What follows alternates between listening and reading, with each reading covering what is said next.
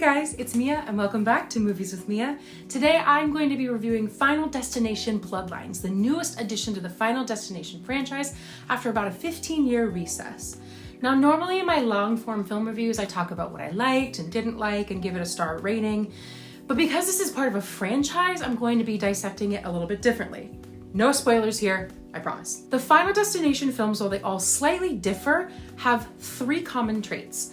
A premonition that opens the film, a series of chaotic and disgusting deaths that follow after death is cheated, and a plotline that seeks to stop death in his tracks.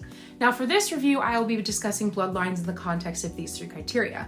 And another time I'll make a video with my favorite deaths and my overall ranking of all 6 films. But for today, the focus is just on Bloodlines. Now I think it's important to note that I personally saw this film in 4DX, which for those who don't know what that is, 4DX is a multi-sensory cinema experience that enhances the traditional movie watching experience by adding physical effects like motion seats, wind, water, fog, scents, all synchronized with the on-screen action. These effects are designed to make the viewer feel as though they are actively part of the movie, and it's a lot of fun. Now I'm a huge fan of adrenaline-based activities like this, roller coasters, zip lining, boating, etc. And pairing a film riddled with natural disasters, explosions, gore, and more with 4DX was honestly, I think, an excellent marketing move. Now some other films as a comparison point that I've seen in 4DX include Saw X and Alien Romulus. For me, 4DX really heightens the film experience if it's the right film, of course, and it really immerses you in what you're seeing. So please keep this in mind as I review the film. So let's talk about point 1, the premonition. Big setup for these films. For me personally, I think Bloodlines actually has one of the strongest, if not the strongest, opening premonitions. I was extremely impressed. It was so well executed and filmed. Much of it was filmed practically, by the way, and you grew to really like these characters very quickly, even before disaster struck. And it spent a very, very long time building up to the climax of what happens at the Sky Tower. Now, heights is not necessarily new territory in Final Destination, as the bridge collapse we see in Final Destination 5 revolves around heights. But the Sky Tower is sort of a whole different beast, which I won't spoil why. But unfortunately, the premonition of this film was the height of the movie for me. No pun intended. It was so well done that everything that came after, to me, felt kind of lackluster and disappointing. Now, what follows a typical Final Destination premonition? Our characters avoid death, and thus death is seeking out his revenge on them for the rest of the film, thus leading to a string of diabolical, gory, creative, and sometimes semi-comedic death sequences. How did those land in Final Destination Bloodlines?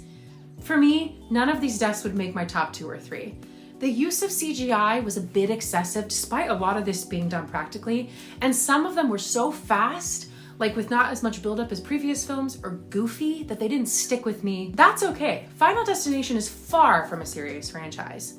However, there is one particular death in this film involving an MRI machine that was absolutely disgusting and horrifying that definitely deserves an honorable mention at the very, very, very least. However, for me, the tanning bed scene from Final Destination 3 still remains one of the most terrifying sequences I've ever seen. It is literally the best anti-tanning PSA ever from the early 2000s that has stuck with people all the way through 2025. Now finally, did the plot line of Final Destinations work? Did the family stop death successfully? I obviously won't be answering this because this is a spoiler-free review, but transparently, the plot was a little far too serious and attempting to be emotional in my opinion, and it just didn't land when it was paired with all these goofy deaths and the campy nature of the franchise.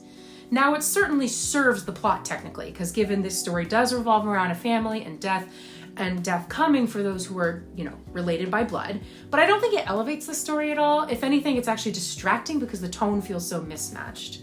There are some fun and hilarious twists and turns, of course, within the plot that were unexpected in terms of, where the plot went and character development, but those were fun, but overall, I found myself not really caring much about many of these characters, and they didn't have the most distinguishable traits at times other than being a family. When I think back to the early 2000s Final Destinations, was the dialogue kind of cheesy and the characterizations or stereotypes over the top? 1000%. But it works with the campy nature of the films, and it's memorable as time passes. Overall, I give Final Destination Bloodlines 3 out of 5 stars. all these criticisms aside, I still had a complete blast. The 4DX really elevated the film, and the presence of Tony Todd and his improvised monologue, which had me teary, plus the powerful opening sequence were really the highlights of this film for me. Overall though, I wouldn't put this Final Destination in my top 2 or 3 as of right now. Nevertheless, it is a blast to see in theaters, especially in IMAX in particular, or 4DX. So go check it out, and I will see you guys next week for another new video. Cheers!